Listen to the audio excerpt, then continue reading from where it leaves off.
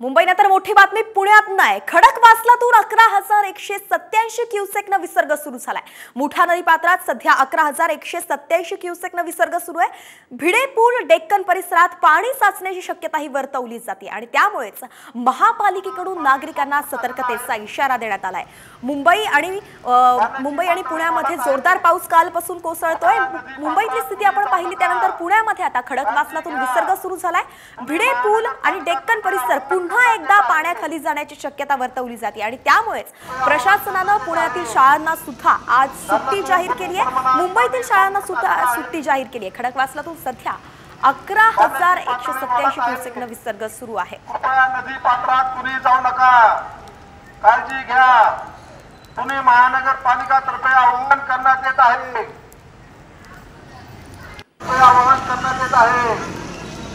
धरणातून भरपूर प्रमाणात पाणी सोडण्यात आलेलं आहे।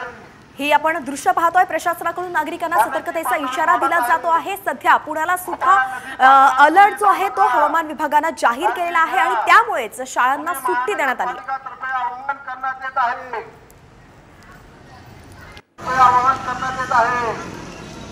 धरणातून भरपूर प्रमाणात